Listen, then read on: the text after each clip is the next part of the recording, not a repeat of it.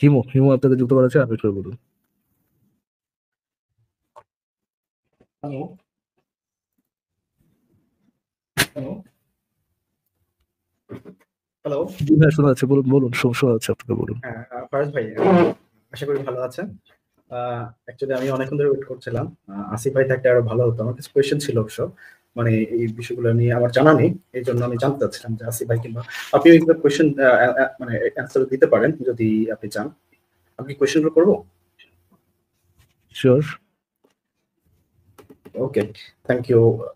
তো আমার কোয়েশ্চেন ছিল ওরাকা বিন নওফেল সম্পর্কে। যেমন ওরাকা বিন নওফেল তো এখন খ্রিস্টিয়ান ছিল নাকি?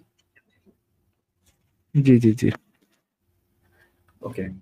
তো আপনার এই যদি সে খ্রিস্টিয়ান থাকে, হ্যাঁ, তো কালকে সম্ভবত কালকে লাইভে কিংবা আগে কোনো একটা লাইভে আসিফ ভাই বলছিল যে ওয়ারাকা বিন নওফেল আপনার খাদিজাকে বলছিল যে মোহাম্মদকে দেখে বলছিল যে এই ভবিষ্যতে নবী হতে পারে।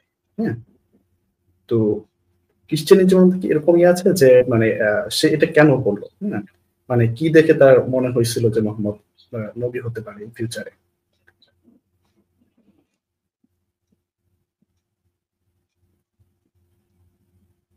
কি দেখে মোহাম্মদ বুঝছিল যে মানে ওরাকা বুঝছিল যে মোহাম্মদ নবী হইতে পারে? জি, মানে আই গেস কেন? মানে এইখানে এইখানে তো মনে করেন আপনি আহ, একপাক্ষিক ভন্ডামি পাবেন এখানে, তো অবজেক্টিভ কোনো রিজনিং পাবেন না আসলে, যে কি দেখে তারা মনে করছে, নাকি তারা জেনুইনলি বসে বসে বানাইছে পরবর্তীতে, নাকি ঘটনাটাই ইসের সাথে খাদিজের সাথে বিয়ে করার পরে এটা মেড আপ একটা ঘটনা। আচ্ছা, ওয়ারাকা বিন নওফেল নিজেও আপনার একটা নবী হওয়ার চিন্তায় ছিল বা এরকম ইয়ে ছিল? ওই সময় কি তার না, কোনো এইটার তো কোনো এভিডেন্স আসলে পাওয়া যায় না যে ও ওয়ারাকা বিন নওফেল যে নিজেও কোনো একটা ইয়ে হওয়ার চিন্তা ছিল, এরকম তো কোনো এভিডেন্স পাওয়া যায় না আসলে। আচ্ছা, ওকে, আসিফ ভাই চলে আসছে। আসিফ ভাই ভালো আছেন? হ্যাঁ, ভালো আছি। আশা করি আপনিও ভালো আছেন। আমি জি, যেই জিনিসটা পড়ে যে জিনিসটা বুঝেছি সেটা হচ্ছে যে ভাই আপনার ওইখান থেকে ইকো হচ্ছে, যদি একটু নিজেকে মিউট করতেন। যে জিনিসটা বুঝেছি যে সেই সময় মক্কায় পৌত্তলিকতা খুবই প্রমিনেন্ট ছিল। মানুষজন মূর্তি পূজা করত এবং মূর্তি পূজা করাটাই ওই অঞ্চলে খুবই আ আ প্রভাব বিস্তারকারী ছিল। সেইখানে আ গুটি কয়েক মানুষ ছিল যারা আ মুহাম্মদের এই কাজকর্ম শুরু করার কিছু আগেই আ কিছু মানুষ একেশ্বরবাদ সেখানে প্রচার করার একটা চেষ্টা করেছিল। কিন্তু যারা সেই একেশ্বরবাদটা প্রচার করার চেষ্টা করেছিল, যেটাকে তখন তারা বলতো ইব্রাহিমের ধর্ম, ইব্রাহিমের দিন। এই একেশ্বরবাদটা প্রচার করতে গিয়ে তারা বিফল হয়। সেই বিফল হয় সেই গ্রুপের একজন ছিলেন ওয়ারাকা বিন নওফেল। আরো কয়েকটা লোক ছিল সেই অঞ্চলে যারা ওইখানে গিয়ে আ মূর্তি পূজার বিরুদ্ধে কথা বলতো এবং মূর্তিগুলাকে ভেঙে ফেলার কথা বলতো এবং ইব্রাহিমের দিনে ফেরত আসতে বলতো। কিন্তু ওই অঞ্চলের যে পৌত্তলিকরা ছিল তারা ইব্রাহিমকেও পূজা করত, আবার ওই দেবদেবীকেও পূজা করত। ওইখানে কোনো আ ওইটা ছিল একটা বহুত্ববাদী একটা সমাজ, যেখানে যার যেমন ইচ্ছা সে তেমন করতে পারত। কিন্তু এই ইব্রাহিমী দ্বীনের যে অনুসারী ছিল তারা দাবি করত যে শুধুমাত্র কেবলমাত্র আল্লাহকে পূজা করতে হবে। আল্লাহকে ছাড়া আর কাউকে পূজা করা যাবে না। বাদবাকি মূর্তিগুলাকে ভেঙে ফেলতে হবে। এই জিনিসটা নিয়েই মক্কার যে কুরাইশদের সাথে ওই একেশ্বরবাদীদের দ্বন্দ্বটা ছিল এইটা, যে পৌত্তলিক কুরাইশরা বলতো যে যার যেমন ইচ্ছা, যার যেই দেবদেবী ইচ্ছা, যেই গোত্রের যেই দেবীকে পূজা করার ইচ্ছা তারা সেটা করবে। তোমার যদি ইব্রাহিমকে পূজা করতে ইচ্ছা করে বা তোমার যদি আল্লাহকে পূজা করতে ইচ্ছা করে সেটাও তুমি করতে পারো। সেটাতেও কোনো সমস্যা নাই। কারণ ওই অঞ্চলে অলরেডি আল্লাহকে পূজা করার লোকও ছিল। আল্লাহকেও পূজা করা হতো। আবার লাত মানাত উজ্জা দেবীকেও পূজা করা হতো। পৌত্তলিকদের যে বহুত্ববাদী সমাজে যেই সেকুলার সমাজে যে জিনিসটা ছিল যে যার যেমন ইচ্ছা সেটা সে করবে, সেটা সে করতে পারবে। কিন্তু একেশ্বরবাদীদের যে দাবিটা ছিল বাদবাকি মূর্তিগুলাকে ভেঙে ফেলতে হবে। ভেঙে শুধুমাত্র আল্লাহর ইয়াটা করতে হবে। এই জিনিসটা তারা প্রচার করতে চেয়েছিল কিন্তু তারা বিফল হয়।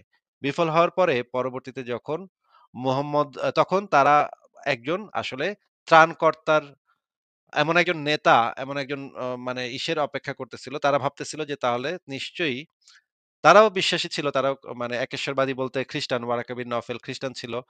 এবং আরো কয়েকজন ছিল। তারা ভাবতো যে নিশ্চয়ই আল্লাহ আমাদের কাছে এমন একজনকে পাঠাবে যে এই যে এই সমস্ত মূর্তি-টূর্তি ভেঙে আবার ইব্রাহিমের দিন প্রতিষ্ঠা করবে। শুধুমাত্র এক আল্লাহর পূজা করা হবে।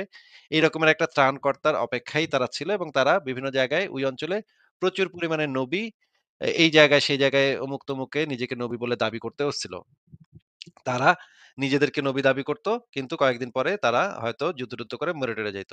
এই রকমের অনেকেই নিজেকে ওই অঞ্চলটাই ছিল আসলে নিজেদেরকে নবী দাবি করার একটা উর্বর ভূমি। মধ্যপ্রাচ্যের ওই পুরা অঞ্চলটাই যে যেমনে পারে নিজেকে নবী-টবি দাবি করে একটা মানে গন্ডগোল পাকানোর চেষ্টা করত। তার তখন মানে কি ওয়ারাকা বিন হ্যাঁ, বলেন? তার মানে কি ওই অঞ্চলে তখন একটা মানে কি বলে যে একটা মানে শূন্যতা কাজ করতো, মানে একটা ইউনাইটেড একটা ধর্ম বা হচ্ছে মানে একটা কাজ করতো, মানে হীনমন্যতা কাজ করতো, যারা যে ইব্রাহিম জিও হীনমন্যতা যারা না, ছিল, হীনমন্যতা না। মানে এটা তাদের মতো হচ্ছে যে একক। হ্যাঁ, হ্যাঁ। এটা হচ্ছে বিভিন্ন সাম্রাজ্য তখন আ ক্ষয় হয়ে যাচ্ছে। রোমান সাম্রাজ্য তখন ক্ষয়ের দিকে, হ্যাঁ? রোমান সাম্রাজ্য তখন ভেঙে যাচ্ছে। কারণ রোমান সাম্রাজ্য তখন এত বড় হয়ে গেছে যে এই সবগুলা এলাকা কন্ট্রোল করা সম্ভব হচ্ছে না। বিভিন্ন জায়গায় বিদ্রোহ দেখা দেয় এবং বিদ্রোহ দেখা দিলে সেন্টার থেকে তখন সৈন্য পাঠায় সেই বিদ্রোহ দমন করতে হয়। সেই বিদ্রোহ দমন করতে, করতেই ওদের মানে কালঘাম ছুইটা যায়। এত সাম্রাজ্যটা এত বড় হয়ে গেছে যে বিদ্রোহ দমন করতে, করতেই ওদের অবস্থা কাহিল।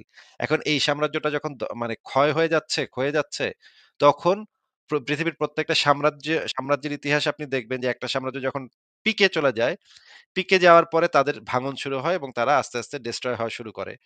এবং এই ডেস্ট্রয় হওয়ার যখন শুরু হয় তখন আবার অন্য সাম্রাজ্যগুলার ভিতরে এই জিনিসটা তৈরি হয় যে এই সাম্রাজ্যটা তো এখন ভেঙে যাচ্ছে। এই সাম্রাজ্যের এত শৌর্য-বীর্য এটা তো এখন ক্ষয় হয়ে যাচ্ছে। এখন আমরা যদি তাদেরকে দখল করতে পারি তাহলে আমরাও যদি একটা সাম্রাজ্য গঠন করতে পারি তাহলে এইটা খুবই পলিটিক্যাল একটা মানে মুভমেন্ট যে সাম্রাজ্য ক্ষয় হয়ে যাচ্ছে তখন আমরা সেই জিনিসগুলাকে আমরা দখল করতে পারলে আমরাও সেরকম সাম্রাজ্য গঠন করতে পারবো। এই রকমের একটা প্রেশার সেই সময়ের সমাজে ছিল। পৃথিবীর ছোট, ছোট গোত্রগুলা আ চেষ্টা করতেছিল একত্রিত হয়ে একটা ওই যে রোমান সাম্রাজ্যের বিরুদ্ধে রুখে দাঁড়াইতে বা তাদের যে রাজ্যগুলা ছিল সেগুলাকে দখল করতে। তখন একটা প্রেশার ছিল যে ওই সময়ের যেই একেশ্বরবাদীরা তারা মনে করেছিল এই জিনিসটা যে আমরা যদি সাম্রাজ্য চলতে পারে শুধুমাত্র যদি সবাইকে একই আইনের ভিতরে আনা যায়, একই মানে রুলস অ্যান্ড রেগুলেশনস এর ভিতরে আনা যায়, তাহলে একটা সুসংবদ্ধ একটা সেনাবাহিনী যদি তৈরি করা যায়, তাহলেই এরকমের একটা সাম্রাজ্য আমরা প্রতিষ্ঠা করতে পারবো। এছাড়া যদি একেকজনের মানে সেই সময় তো আ শাসনের সাথে ধর্মের একটা খুবই গভীর সম্পর্ক। তখন আল্লাহর নামে আরকি খ মানে রাজা নির্বাচিত হইতো, নেতা নির্বাচিত হইতো। এবং আল্লাহর নামেই সেই নেতা সমস্ত কাজকর্ম চালাইতো বা ঈশ্বরের নামেই সমস্ত কাজকর্ম চালাইতো। যেটা করলে তারা তাদের সৈন্যদের উপরে প্রভুত্ব বিস্তার করতে পারত এবং শাসন ক্ষমতাও পাকাপোক্ত করতে পারত। আল্লাহর ভয় দেখায়, জাহান্নামের ভয় দেখায়, দোজখের ভয় দেখায়। তো এই সময়ে যারা ছিল তারা চেষ্টা করতেছিল যে এরকমের একটা সাম্রাজ্য যদি গঠন করা যায় যে অন্য সাম্রাজ্যগুলো ধ্বংস হয়ে যাচ্ছে, ক্ষয়ে যাচ্ছে। এখন যদি আমরা এমন একটা সিস্টেম তৈরি করতে পারি যেই সিস্টেমটা সেই সময় মক্কায় চলতেছে বহুত্ববাদী। এই সিস্টেমে আসলে সাম্রাজ্য প্রতিষ্ঠা করা খুবই দুষ্কর।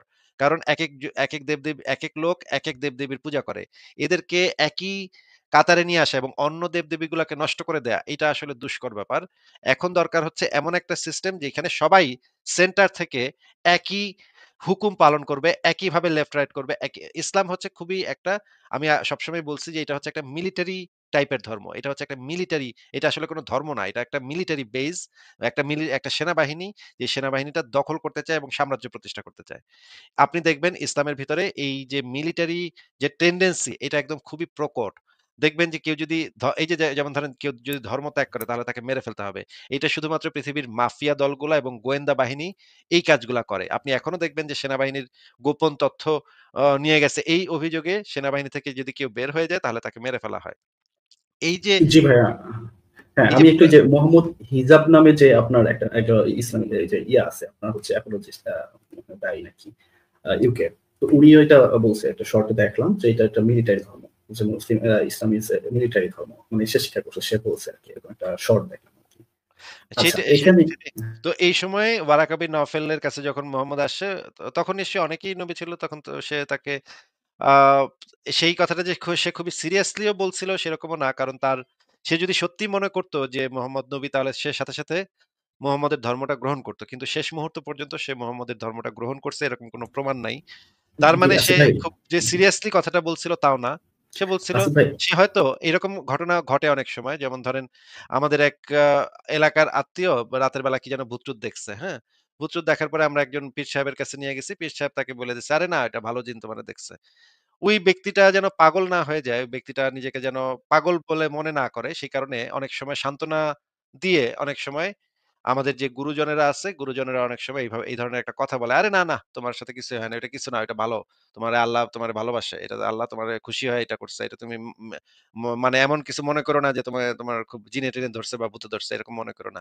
গুরুজনদের কাছে এরকমের মানে একটু পাগলা টাইপের লোকজন যাদের একটু মানে নানা ধরনের পাগলামি জিনিসপত্র দেখে বা উল্টাপাল্টা জিনিসপত্র দেখে, তাদেরকে সাধারণত এই কথাই বলা হয় এবং এই কারণেই খাদিজা তার কাছে নিয়ে গেছিল গুরুজন, বয়স্ক মানুষ। সে বলছে, "আরে না, তোমারে ভয় পাও না। হয়তো এটা আল্লাহই তোমারে এইরকম পাঠাইছে।" এই জিনিসটা বলার ফলে নবী মুহাম্মদের ভিতরে তখন এই সেন্সটা গ্রো করছে। এটাকে বলা হয় মেসিহা কমপ্লেক্স। যে জিনিসটা আপনি মানে নেটে সার্চ করে দেখতে পারেন। মেসিহা কমপ্লেক্স মানুষের ভিতরে থাকলে মানুষের কি আ বৈশিষ্ট্য তৈরি হয় সেই জিনিসগুলো আপনি পড়ে দেখতে পারেন। হ্যাঁ, কি বলতেছিলেন বলেন? জি ভাইয়া, মানে এখানে একটু ইলাবরেটলি বলছেন, যেটা হচ্ছে যে ওই সময়ে, তদানীন্তন সময়ে, মুহাম্মদের সময়ে, তো ওইখানে মনে হয় ৪ জন লোক যারা ট্রাই করছিল যে একক মানে এক ঈশ্বরবাদী একটা ধর্ম, মানে তাদের মধ্যে একটা প্রচলন করার জন্য। তার মধ্যে ওয়াকার বিন নওফেল একজন। হ্যাঁ, এবং আমরা জানি যে ওয়াকার বিন নওফেলের মাধ্যমে মুহাম্মদ অনেক বেশি প্রভাবিত ছিল। হ্যাঁ, কিন্তু যখন সে মানে প্রভাবিত ছিল, এবং মুহাম্মদ তখন ইয়াং বয়স ছিল, মানে সবসময় ইয়াং একটু বৈপ্লবিক চিন্তা বেশি করতে চায়, রক্ত গরম থাকে। হ্যাঁ, যে সবকিছু চেঞ্জ করতে চায়, সবকিছু চেঞ্জ করতে, এরকম একটা হয়তো চিন্তা ভাবনা তার মধ্যে ছিল, যেহেতু সে ওইগুলো ওই মতবাদ দ্বারা প্রভাবিত হয়েছিল। তো যখন সে হচ্ছে আহ তার ধর্মটা মানে প্রচার করা শুরু করে, তখন কি ওয়াকার বিন নওফেলের যে কনসেপ্ট, মানে মূল কনসেপ্ট, তার সাথে কি ভিন্নতা হয়ে গেছিল মনে হয়। না হলে তো ওয়াকার বিন নওফেল সে মুসলিম হতো। মুসলিম আমরা জানি না, সে মুসলিম হয় নাই। সো তার না মধ্যে মনে ১ম হয় একটা হ্যাঁ, না, এই যে ওয়ারাকা বিন নওফেলের কাছে গিয়েছিল একদম ইনিশিয়াল টাইমে। সেই সময় মুহাম্মদের সাথে আসলে কনফ্লিক্ট হওয়ার মতো তেমন কোনো ইয়াই মুহাম্মদের কাছে নাই। মুহাম্মদ খালি উড়াধুরা ২-৪ টা কথা শুনছে। এই কনফ্লিক্ট এর কোনো স্কোপই সেই সময় ছিল না তো। ওয়াকার বিন নওফেল কি খুব বয়স্ক ছিলেন ওই সময়? হ্যাঁ, মানে বয়স্ক ছিলেন এবং তার চোখও হুম, প্রায় অন্ধ হয়ে গেছিল। ভালোভাবে আচ্ছা, আচ্ছা। দেখতে পাইত না। তো উনি তো ইসলাম গ্রহণ করেননি মুহাম্মদের হ্যাঁ, করেনি। আচ্ছা, এখানে খাদিজার যে আপনার ধন সম্পদ, সেটা কি তার এই যে নবী হয়ে ওঠার কিংবা তার যে কার্যক্রম চালানোর ক্ষেত্রে তার সহায় হয়েছিল? যে খাদিজা যে ধন সম্পদ, সেটা যদি সেটার ব্যাকআপ হ্যাঁ, যদি অবশ্যই, না পাইতো, অবশ্যই। তাহলে কি সে করতে পারতো? যেমন হচ্ছে সে দাস শ্রেণী, যারা দাস ছিল, তারা তো নির্যাতিত ছিল, তাদেরকে উনি প্রথমে দলে টানার চেষ্টা করছে বিভিন্ন ভাবে, তাদেরকে দাসমুক্ত করে কিংবা টাকা-টুকা দিয়ে কিংবা যেভাবে হোক হেল্প করে তাদেরকে ধরে আনার চেষ্টা করছে আরকি। যেহেতু তার কথাগুলো স্বপান্ত কেউ শুনছিল না, শুনতে চাচ্ছিল না। হ্যাঁ, অবশ্যই। ওই টাকা তো সে সময় কাজে লাগছে। অনেকগুলা দাসকে সে আ যারা তার পক্ষে আসছে তাদেরকে সে কিনছে এটা দিয়ে। ওকে, ধন্যবাদ আসিফ ভাই। আমার কোয়েশ্চেন এইগুলাই ছিল এই মতো। ঠিক আছে হিমু ভাই, ভালো থাকেন তাহলে। জি, আপনি ভালো থাকেন। ফারাজ ভাই, আপনিও ভালো থাকেন অনেক। ধন্যবাদ। ঠিক আছে। ফারাজ ভাই, তাহলে আজকে আমি তাহলে বিদায় নেই। আপনি কি লাইভটা করবেন? কন্টিনিউ করবেন? আপনি না করেন। আসিফ ভাই, শেষ করে দেন আপনার কি আসিফ ভাই, আজকেও শরীর শেষ খারাপ? করে দেন। শরীর খারাপ না ভাই, মন মেজাজ কোনটা নাই আর কি, লাইক করার মতো। আচ্ছা, লাস্ট একজনকে তাহলে যুক্ত করে তারপর আমরা শেষ করে দিই Sure, তাহলে। শেষ একজনকে যুক্ত sure. করব। আ দাঁড়ান একটু দেখে নেই কাকে যুক্ত করা যায়।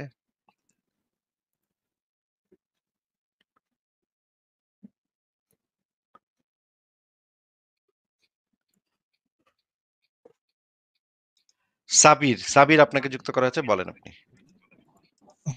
হ্যাঁ, আমার একটা প্রশ্ন ছিল। যে প্রশ্নটা এরকম, যে 1450 বছর আগে মোহাম্মদ সাল্লাল্লাহু আলাইহি সাল্লাম নামে একজন মানুষ এসেছিলেন। তো ওনার পক্ষে এত যুদ্ধ বিগ্রহ তিনি জিহাদ করেছেন, আর এত ফলোয়ার ছিল, সাহাবায়ে কেরাম ছিল ওনাদের পরিচালনা করা। আর 11টা কিংবা মতান্তরে 12টা স্ত্রী ছিল, ওনাদের দেখাশোনা করা, ওনাদের ট্যাকেল করা। তো আর ইসলামের মতো এত সুন্দর জীবন বিধান দেওয়া, যেটা প্রতিটি ক্ষেত্রে কাকে কতটা অধিকার দিতে হবে, স্ত্রীকে, মা বাপকে, পিতা মাতাকে, সন্তানকে, প্রতিটি ক্ষেত্রে জীবনের যে জীবন বিধান যেটা দিয়েছে ইসলাম, কোরআন এবং সহিহ হাদিসে। তো এটা আমার মানে প্রশ্ন যেটা, যে মক্কার কাফেরা যেরকম বলতো মোহাম্মদ সাল্লাল্লাহু আলাইহি ওয়াসাল্লাম পাগল ছিল, কেউ বলতো জাদুগ্রস্ত ছিল, কেউ ভাই বলতো আপনি জাদুকর তো ছিল। সাবির ভাই, জি জি, সাবির ভাই আপনি ছোট তো বলছি। প্রশ্নটা জি না, আপনি তো অনেকগুলা ক্লেইম একসাথে করে ফেলছেন। প্রশ্ন করতে গিয়ে অনেকগুলা হ্যাঁ, দাবি করে ফেলছেন। সাবির ভাই জি কথাটা আগে শুনে হ্যাঁ, নেন। কথার মাঝখানে শব্দ করেন না। একটু কথাটা শুনে নেন। আচ্ছা, আপনি সাবিরের আচ্ছা কথা আচ্ছা। শোনার আগে কি আমি একটা ভিডিও দেখতে পারি আসিফ ভাই? ফারাজ ভাই উনি প্রশ্ন করবেন মানে এমনভাবে প্রশ্নটা করতেছেন, প্রশ্নের ভিতরে এতগুলা দাবি ঢুকাই দিচ্ছে প্রশ্নের ভিতরে, যেগুলা প্রত্যেকটা মিথ্যা কথা, প্রত্যেকটা মিথ্যা কথা বইলা শেষে গিয়া বলবে তাহলে এটা কেমনে, হ্যাঁ?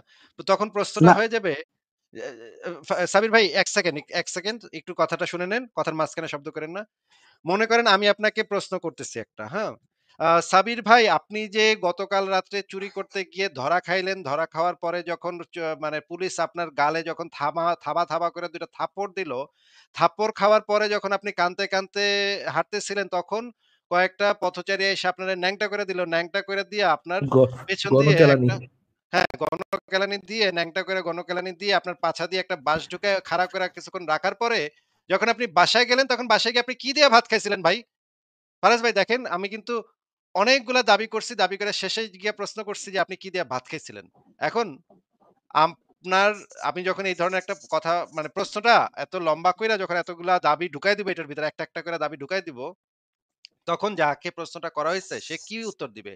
যে কি দিয়া ভাত খাইছি? নাকি ওই আগের যে ইনফরমেশন গুলা সেগুলা সত্য নাকি মিথ্যা? যে আসলেই সাবির ভাই চুরি করতে গিয়ে ধরা খাইছিল, তারপর নাকি পুলিশে গোয়েন্দারা থাপড়াইছে, তারপর নাকি গণকেলানি খাইছে, ন্যাংটা করে পিছনে পাছার ভিতরে বাঁশ ঢুকায় রাখছে। এই দাবিগুলা নিয়ে কথা বলবে নাকি কি দিয়ে ভাত খাইছে সেটা নিয়ে কথা বলবে? তখন যদি কি দিয়ে ভাত খাইছে নিয়ে কথা বলতে যায় তাহলে তো সেই দাবিগুলাকে মেনে নেওয়া হইল, তাই না? তাহলে এই যে সাবির ভাই যে এত হ্যাঁ, এবার লম্বা আমি করে বলি। মানে চালাকি কইরা খুব বুদ্ধিমান অনেকক্ষণ বুদ্ধি-টুদ্ধি খাটায় মানে প্রশ্ন করবে কি প্রশ্ন বাইর করছে যে, এই যে নবী যে এতগুলা ইয়া করলো, এটা করলো, তৌবুক করলো, অমুক করলো। আমি যে এখন প্রশ্নটা করলাম যে, এই যে সাবির ভাই গতকাল রাত্রে যে চুরি করতে গিয়ে ধরা খাইলেন, ধরা খায় যে পুলিশে থাপড়াইলো, থাপড়ানোর পরে যে গণপিটুনি খাইলেন, পাছের ভিতরে বাঁশ ঢুকায় যে ন্যাংটা করে আপনারে পেদানি দিল লোকজনে আইসা। তারপর যে আপনি বাসায় আসলেন, বাসায় এসে কি দিয়ে ভাত খাইছিলেন? দেখেন প্রশ্নটা কিন্তু আমি বলতে পারতাম আপনি ভাই কি দিয়ে ভাত খাইছিলেন? এটা কিন্তু বলতে পারতাম। কিন্তু এটা না বইলা আমি আগে অনেকগুলা ইনফরমেশন পট করে ঢুকাই দিছি। হ্যাঁ? দাবি করে দিছি। দাবি ঢুকাই দিছি এগুলোর ভিতরে। অ্যান্ড উত্তরদাতা কি উত্তর দিবে ভাই ফারাজ ভাই? উত্তরদাতা তো তখন বলবে, "কি দিয়ে ভাত খাইছেন?" "কি দিয়ে ভাত খাইছি? আমি ভাই আ চিংড়ি মাছ দিয়ে ভাত খাইছি।" এইটা তো তার মানে আগের দাবিগুলো তো তখন ভ্যালিড হয়ে গেল। এটা তো এইভাবে তো প্রশ্ন করতে হয় না। অটোমেটিক ভ্যালিড হয়ে গেল এবং আপনি যখন উত্তর দিতে যাবেন তখন বলবেন ভাই এটা তোমার কোশ্চেন না। আমি তো এটা নিয়ে কোশ্চেনই করিনি। কোশ্চেন করছি আপনি ভাত কি দিয়ে খাইছেন? হ্যাঁ, রাইট? দেখেন তখন আসিফ ভাই। তখন এই তেনাপেচানি শুরু হবে। ভাই এটা তো আমি জিজ্ঞেসই করি নাই ভাই। এটা তো আপনি এই তো উত্তর দিচ্ছেন। আমি তো জিজ্ঞেস করছি ভাত খাইছেন কি দিয়া? আপনি ওগুলো আপনি পেদানি খাইছেন, কেলানি খাইছেন নাকি পুলিশে আপনার থাপড়াইছে কিনা এগুলো তো আমি জিজ্ঞেসই করি নাই ভাই। আমি তো জিজ্ঞেস করছি ভাত খাইছেন কি দিয়া? কিন্তু সেই কিন্তু ওই ইনফরমেশন গুলো ওই প্রশ্নের ভিতরে চিপা দিয়ে ঢুকাই দিছে ভাই। এইটারে বলে এটারে ভাই যুক্তিবিদ্যার ভাষায় এটার একটা স্পেসিফিক নামও আছে। এটাকে বলে লোডেড কোয়েশ্চেন। ঠিক আছে? মানে হচ্ছে আপনি যখন একটা কোয়েশ্চেন করতেছেন, কোয়েশ্চেনের ভিতরে অনেক কিছু একসাথে লোড করে দিতেছেন, ঢুকাই দিতেছেন। ঢুকায় গিয়া তখন আপনি শেষে গিয়া প্রশ্নটা আসলে যে একদম ভিন্ন একটা জিনিসের বিষয়। ফারাজ ভাই এই টাইপের মানে চালাকি, এই টাইপের বাটপারি মানে বাটপারি টাইপের প্রশ্ন। ফারাজ ভাই এই জিনিসটা কি একেবারে বাটপারি না? সে কিন্তু আমাদেরকে এসে জিজ্ঞেস করতে পারত যে, "ভাই কি দিয়ে ভাত খাইছেন?" এই সরাসরি সেই প্রশ্নে যাইতে পারত। কিন্তু যেই জিনিসগুলো ঢুকায় দিল সেগুলো তো প্রমাণ করতে হবে। মোহাম্মদের যে সম্পর্কে যেগুলা সে বলল সেগুলো তো আপনি কিন্তু আপনি এখনো প্রমাণ মানে না আপনি তাহলে মানে ইন্টেলেকচুয়াল অনেস্টি চাচ্ছেন আরকি। নাকি আসিফ ভাই? হ্যাঁ, হ্যাঁ। সেই intellectual honesty টা তো বা একজন মানুষের থাকতে আপনি হবে। যদি ইন্টেলেকচুয়াল অনেস্টি চান এবং আপনার কাছে যদি iPhone 16 Pro Max থাকে, আপনি কি ইন্টেলেকচুয়াল অনেস্টি আশা করতে পারেন? না, তাহলে তো আর সম্ভব নয়। ফারাজ ভাই যেটা দেখাচ্ছিলেন সেটা দেখান তাইলে। আচ্ছা, এটা দেখা যাচ্ছে না, ওনার কোশ্চেনটা অ্যাড্রেস করার আগে আমরা একটা ছোট একটা ভিডিও দেখে নিই। আসিফ ভাই আপনিও শিখতে পারবেন, বেশ মোটামুটি কিছু কিছু শিখতে পারবেন আর কি। ইটস অ্যাবাউট হিজাব। আচ্ছা আমি এই লোকটা ব্যাকেই রাখি কিছুক্ষণ। আম, এটা হ্যাঁ, থ্যাংক ইউ আসিফ ভাই। এটা একটু দেখেন আসিফ ভাই। It's what is the correct type of নিকাব। হ্যাঁ, নিকাব নিয়ে আমাদের আসিম আল হাকিম সাহেব একটু বক্তব্য দিবেন, এটা একটু শুনুন। Is the layered niqab or tight-fitting niqab permissible? What are the different styles of niqab? I personally don't know what a layered niqab is or a tight-fitting niqab because I can't imagine a niqab which goes around your face being loose. This is not an umbrella. So তো tight fitting নেকআপ কি জিনিস সেটা সে বুঝে না। নেকআপ ইয়েই হইতে হবে, মানে টাইট ফিটিং হওয়া যাবে না আর কি, এটাই বলতেছে। what Hmm. a niqab should be is it should cover the whole face. It should not be a form of adornment itself. And it has to be according to Islamic conditions. Some women wear the niqab correctly, which is covering the head and the face and leaving only a small gap, which is a naqb, a hole to see through. So you can barely see my eyes. Well, Sheikh, your eyes are already far eastern, so we can barely see it in normal cases. Nevertheless, this is the proper niqab. বুঝছেন বুঝছেন আসিফ ভাই, এটা হচ্ছে proper নিকাব। যদি এটা একটু বড় করে দিই লোকজন দেখতে পারবে। প্রপার নিকাব হচ্ছে এরকম, you have to be like a fucking ninja something, এরকম থাকতে হবে আপনার। প্রপার নিকাব করতে নিনজা হইতে হবে।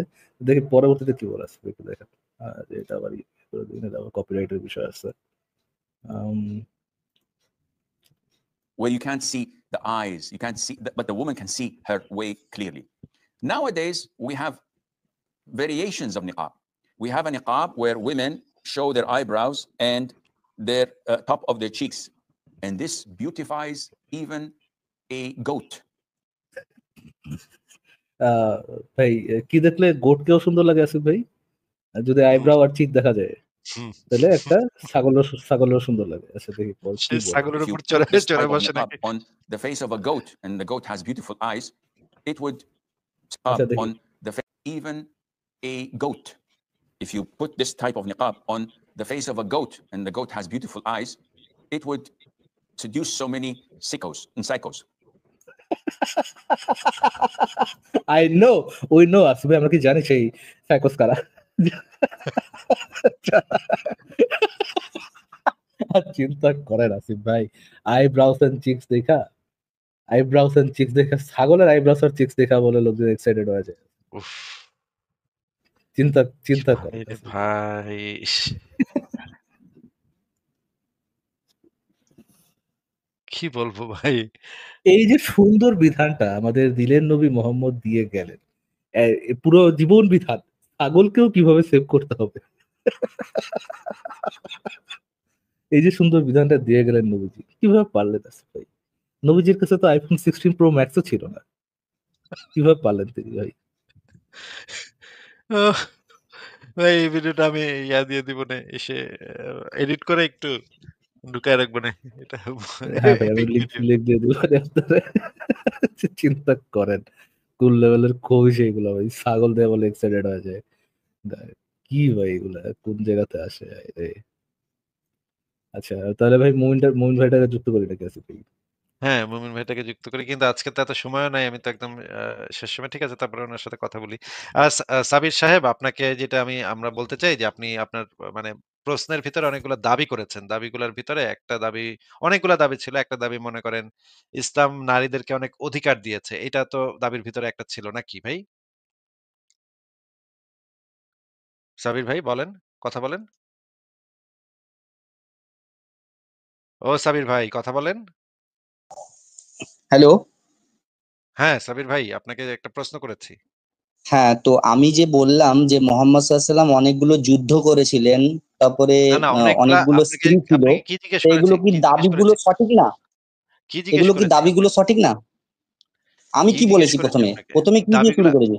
দাবিগুলা সঠিক নাকি বেঠিক প্রত্যেকটা দাবি নিয়ে আলাদাভাবে আলোচনা করার দরকার আছে। তা কিন্তু যুদ্ধ একটা বিগ্রহ দাবি করেনি, আমি জিহাদ করেনি মোহাম্মদ সাল্লাল্লাহু আলাইহি সেটা করেছে কি করে নাই সেটা তো আলোচনার ব্যাপার আছে। সেটা তো আপনাকে বলছি। আমি করেছি বা করে নাই সেটা তো কিছু বলি নাই এখনো। আপনাকে বলেছি সেটা হ্যাঁ, নিয়ে আলোচনা করার প্রয়োজন আছে। কথা কি আপনি হ্যাঁ, বাংলা বোঝেন না? হ্যাঁ, বাংলা বাংলা বুঝি। বাংলা বুঝতে কি হ্যাঁ, একটু কষ্ট হয় নাকি মনে হয়? মনে না হচ্ছে। কষ্ট হয় না।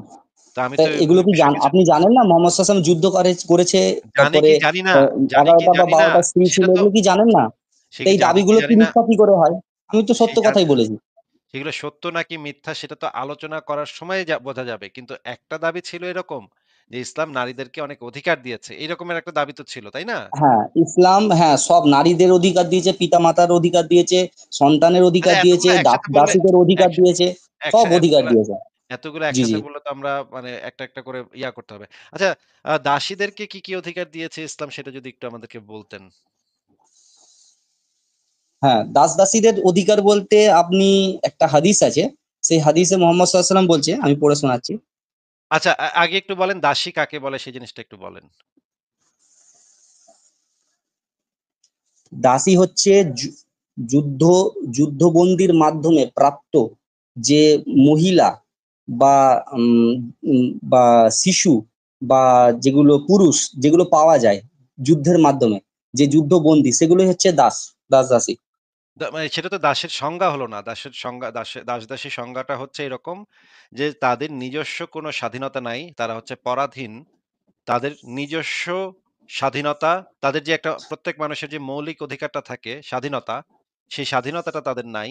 তারা পরাধীন, আরেকজন মানুষ তার মালিক, তার ওনার, তার সমস্ত কিছুর মালিক হচ্ছে আরেকজন মানুষ যে তাকে ওন করে। একজন মানুষকে ওন করা। এই জিনিসটাকে দাস-দাসী বলে, তাই না? মানে স্বাধীনতা নেই বলতে আপনি কি বলতে চাইছেন? স্বাধীনতা নেই বলতে কি বলতে চাচ্ছি এটা আপনি বোঝেন না? স্বাধীনতা নেই মানে তার এটা তো বেঁচে থাকার অধিকার আছে হ্যাঁ, ইসলাম যেটা বলছে, আমি আপনাকে যেটা বলি, ইসলাম কি বলছে সেটা যেমন তো আপাতত জিজ্ঞেস করছি না ভাই। জিজ্ঞেস করছি আরে একজন ইসলাম থেকেই তো বলবো না।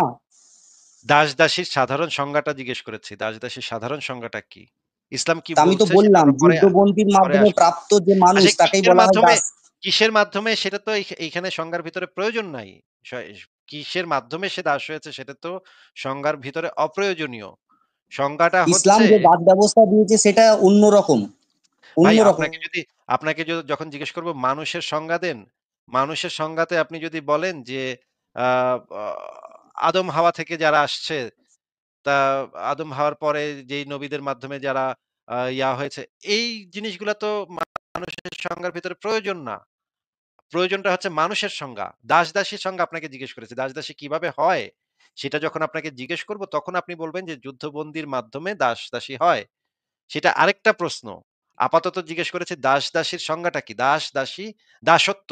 দাসত্বের সংজ্ঞাটা হচ্ছে যার স্বাধীনতা নাই। স্বাধীনতা আর দাসত্ব এটা হচ্ছে বিপরীতমুখী শব্দ। এইটা কি আপনি বোঝেন? যে দাসত্ব আর পরাধীনতা মানে সরি, দাসত্ব আর স্বাধীনতা এই ২ টা যে বিপরীতমুখী শব্দ এটা কি বোঝেন?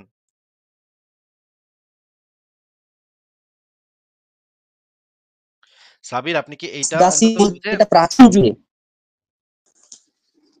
আমার মনে হয় কথা দাসত্ব আপনার কানে যাচ্ছে না, দাঁড়ান। হ্যালো। হ্যাঁ, আপনাকে জিজ্ঞেস করেছি দাসত্ব আর স্বাধীনতা।